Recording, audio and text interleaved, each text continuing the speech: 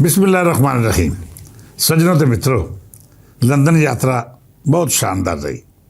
जिन्होंने सज्जन प्यारों नाल मुलाकातां होईयां सारे जन मुल्ले हीरे सन।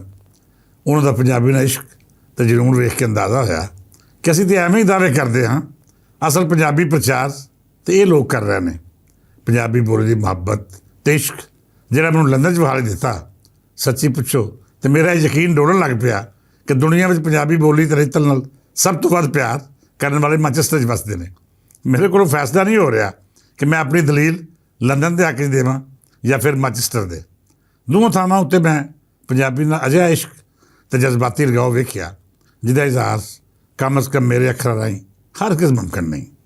इहदी वड्डी ये वजह हो सकती है कि दुनिया के जिस खित्ते विच भी अपनी बोली ते पछाण नाल इश्क कीता जाए, उस जज्बे नूं किसी भी तरक्कड़ी तोलना मुमकिन ही नहीं हुंदा।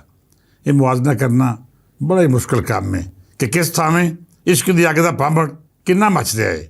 खैर, मेरे लिए ये बड़ी खुशी की गल सी कि मैनचेस्टर वांगू किसी होर शहर में भी पंजाबी बोली का इश्क ताज़ा है। बहरल इत्थे जिन्ने दिहाड़े गुजरे बड़े मसरूफ गुजरे। दूजी पंजाबी सांझ कानफ्रेंस के हवाले नाल दोस्तां नाल विचार वटांदरा भी होया तो सज्जना मित्रां ने अपनी अपनी तजावीज़ां भी दित्तियां। इन्हां तजावीज़ विच सब तो ज़्यादा जिस गल तो जोर दिता गया वो ये सी कि तुसीं इस कानफ्रेंस का एक हिस्सा लंदन में भी रखो। एक दिहाड़ा जेकर लंदन लिए मखसूस होगा तो फिर तुसीं वेखना कि इत्थों के वसनीक ते पंजाबी प्यारे किस मुहब्बत ते इश्क का इजहार करते हैं। उन्होंने गल यकीनी तौर पर वड्डी है। सानूं इस बारे जरूर गौर करना चाहिए कि यूके कानफ्रेंस का एक हिस्सा लंदन में भी मुनक्कद किया जाए। आइंदा असीं इस हुक्म की तामील भी करांगे तो इस हिस्से में हुण तो तैयारियां शुरू कर देने आ, क्यों जे लंदन के पंजाबी वसनीक किसी भी तरह किसी होर शहर के पंजाबियों तो हरगिज़ पिछे नहीं। लेकिन हुण चूँकि इस कानफ्रेंस नूं मैनचेस्टर मुनक्कद करने का फैसला बहुत पहले हो चुकिया सी, हुण तो सिर्फ ये बाकी है कि ये सैशन किवें तरतीब देने ने। तारीखां बारे भी तुसीं अपनी राय तो आगाह करो। साडे कोल मई के महीने के पहले 10 दिन ने। असीं तुहाडी सलाह नूं सिर मत्थे ते रखांगे। सज्जनों ते मित्रों, अज असीं वापस मैनचेस्टर परत आए हां।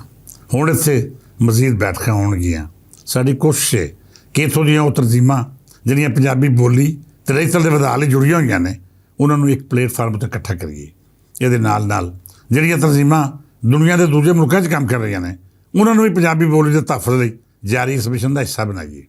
ਸਾਡਾ ਇਰਾਦਾ ਹੈ ਕਿ ਅਸੀਂ ਸਾਲ ਵਿੱਚ 2 ਇੰਟਰਨੈਸ਼ਨਲ ਪੰਜਾਬੀ ਕਾਨਫਰੰਸ ਕਰਵਾਉਣ ਦੀ ਇੱਕ ਤਾਰੀਖ ਸ਼ੁਰੂ ਕਰੀਏ, ਜਿਹੜਾ ਹਰ ਸਾਲ ਇਹਨਾਂ ਕਾਨਫਰੰਸ ਹਿੱਸਾ ਵਧਾਉਂਦੀ ਜਾਏ। ਅਸੀਂ पाकिस्तान, इंडिया, यूके, अमरीका, नार्वे, कैनेडा सने कई मुल्कों दी पंजाबी तंजीमां नाल राबते च हाँ ते भी तय कर चुके हाँ कि हुण असीं अगली कानफ्रेंस मैनचेस्टर लंदन के नाल नार्वे ते कैनेडा में मुनक्कद करनी है। इस मिशन का खालसतर मकसद अपनी बोली राहीं पूरी दुनिया च वसदे पंजाबियों नूं एक लड़ी च पिरोना है, एक अजिहा प्लेटफार्म तरतीब देना है जिहदे उत्ते ਵੱਖ-ਵੱਖ मुल्कों के रहने वाले उन्हां सज्जनां मित्रां नूं इकट्ठा किया जाए ਜਿਹੜੇ ਆਪਣੀ ਬੋਲੀ ਤੇ ਰਹਿਤਲ ਨਾਲ ਜੁੜਤ ਰੱਖਦੇ ਨੇ। ਅਸੀਂ ਇਹ ਵੀ ਚਾਹੁੰਦੇ ਹਾਂ ਕਿ ਇਹਨਾਂ ਕਾਨਫਰੰਸਾਂ ਰਾਹੀਂ ਇੱਕ ਅਜਿਹਾ ਐਵਾਰਡ ਸ਼ੋਅ ਸ਼ੁਰੂ ਕੀਤਾ ਜਾਏ ਜਿਹਦੇ ਮਿਆਰ ਤੇ ਪੁਣਛਾਣ ਉੱਤੇ ਕੋਈ ਹਰਫ ਨਾ ਹੋਵੇ। ਹਰ ਫੈਸਲਾ ਮੈਰਿਟ ਰਾਹੀਂ ਹੋਵੇ ਤੇ ਹੱਕਦਾਰਾਂ ਨੂੰ ਉਹਨਾਂ ਦਾ ਹੱਕ ਮਿਲੇ। ਇੰਝ ਹੀ ਦੁਨੀਆ ਭਰ ਵਿੱਚ ਤਖਲੀਕ ਹੋਣ ਵਾਲੇ ਪੰਜਾਬੀ ਅਦਬ ਦੇ ਵਧਾਅ ਤੋਂ ਵੱਖ ਉਹਨਾਂ ਸ਼ਾਇਰਾਂ ਤੇ ਕਹਾਣੀਕਾਰਾਂ ਦੀ ਹੌਸਲਾ ਅਫਜ਼ਾਈ ਵੀ ਹੋਵੇਗੀ ਜਿਨ੍ਹਾਂ ਰਾਹੀਂ ਪੰਜਾਬੀ ਲਿਟਰੇਚਰ ਦੁਨੀਆ ਦੇ ਵੱਖ-ਵੱਖ ਕੋਨਿਆਂ ਵਿੱਚ ਜਿਹੜੇ ਬਾਸ ਹੁੰਦਾ ਹੈ। ਅਸੀਂ एक अजिहा शोभा भी कायम करने की मनसूबाबंदी कर रहे हैं जिहदे राहीं पंजाबी कहानी का तर्जमा दुनिया ਦੀਆਂ ਵੱਡੀਆਂ ਬੋਲੀਆਂ ਕੀਤਾ ਜਾਏ। ਇਸ ਹਿੱਸੇ ਵਿੱਚ ਬਰਾਦਰ ਨਦੀਮ ਰਜ਼ਾ ਤੇ ਬਲਾਲ ਮੁਦੱਸਰ ਭੱਟ ਵੀ ਵੱਡਾ ਕੰਮ ਕਰ ਰਹੇ ਨੇ। ਉਹਨਾਂ ਸੱਜਣਾ ਮਿੱਤਰਾਂ ਨਾਲ ਰਾਬਤੇ 'ਚ ਨੇ ਜਿਹੜੇ ਪੰਜਾਬੀ ਦੇ ਨਾਲ ਨਾਲ ਦੂਜੀਆਂ ਬੋਲੀਆਂ ਵਿੱਚ ਮਹਾਰਤ ਰੱਖਦੇ ਨੇ। ਅਸੀਂ ਆਪਣੇ ਪੰਜਾਬੀ ਕਲਾਸਿਕ ਅਦਬ ਦੇ ਨਾਲ ਨਾਲ ਅਜੋਕੇ ਵੇਲੇ ਵਿੱਚ ਤਖਲੀਕ ਹੋਣ ਵਾਲੇ ਅਦਬ ਨੂੰ ਦੂਜੀਆਂ ਬੋਲੀਆਂ ਦਾ ਰੂਪ ਦੇ ਕੇ ਇਹਦਾ ਕੈਨਵਸ ਵੱਡਾ ਕਰਾਂਗੇ। ਇਸ ਹਿੱਸੇ ਵਿੱਚ ਪੰਜਾਬੀ ਯੂਨੀਅਨ ਤੁਹਾਡੀ ਰਹਿਨੁਮਾਈ ਦੀ ਲੋੜ ਹੈ। ਸਾਡਾ ਸਾਥ ਦਿਓ, ਸਾਡੇ ਪੈਰ ਨਾਲ ਪੈਰ ਜੋੜ ਕੇ ਇਸ ਰਾਹ ਉੱਤੇ ਟੁਰੋ ਤੇ ਵੇਖੋ ਕਿ ਮੰਜ਼ਿਲ ਆਪ ਸਾਡਾ ਇਸਤਕਬਾਲ ਕਿਵੇਂ ਕਰਦੀ ਹੈ। ਬੇਲੀਓ, ਅਖੀਰ ਉੱਤੇ ਮੈਂ ਲੰਦਨ ਵਸਦੇ ਉਹਨਾਂ ਸਭ ਸੱਜਣਾ ਮਿੱਤਰਾਂ ਦਾ ਸ਼ੁਕਰੀਆ ਅਦਾ ਕਰਾਂਗਾ ਜਿਨ੍ਹਾਂ ਨੇ ਸਾਡੀ ਅਜਿਹੀ ਮੇਜ਼ਬਾਨੀ ਕੀਤੀ ਤੇ ਇਹ ਅਹਿਸਾਸ ਨਹੀਂ ਹੋਣ ਦਿੱਤਾ ਕਿ ਅਸੀਂ ਪੰਜ ਦਰਿਆਵਾਂ ਦੀ ਧਰਤੀ ਤੋਂ ਦੂਰ ਹਾਂ। ਸਾਡੀ ਹਰ ਸ਼ਾਮ ਨੂੰ ਇੰਝ ਆਬਾਦ ਕੀਤਾ ਕਿ ਉਹਦੇ ਵਿੱਚ ਮੁਹੱਬਤ ਦਾ ਹਰ ਰੰਗ ਮੌਜੂਦ ਸੀ। ਜ਼ਾਹਿਦ ਹਸਨ ਵੀ ਆਖਦੇ ਨੇ कि साडा भावें ये पहला फेरा नहीं पर इंज लग रहा है जिवें असीं इस वारी वो लंदन वेख रहे हैं जिस विच ਪਿਛਲੇ ਫੇਰੇ ਦੀ ਨਿਸਬਤ ਮੁਹੱਬਤਾਂ ਦੀ ਨਿੱਘ ਤੇ ਜੋਸ਼ ਕਿਤੇ ਜ਼ਿਆਦਾ ਹੈ। ਉਹ ਸੱਚ ਆਖਦੇ ਨੇ। ਕਿਉਂ ਜੇ ਜਿਸ ਸ਼ਿੱਦਤ ਨਾਲ ਸਾਨੂੰ ਲੰਦਨ ਵਸਦੇ ਪੰਜਾਬੀਆਂ ਨਾਲ ਮਿਲਣ ਦੀ ਖਾਸ਼ ਸੀ, ਉਨੀ ਸ਼ਿੱਦਤ ਨਾਲ ਉਹਨਾਂ ਨੂੰ ਵੀ ਆਸ ਸੀ ਕਿ ਅਸੀਂ ਇੱਥੇ ਆਪਣੀਏ। ਦਿਲਾਂ ਨੂੰ ਦਿਲਾਂ ਨਾਲ ਰਾਹ ਹੁੰਦੀ ਹੈ।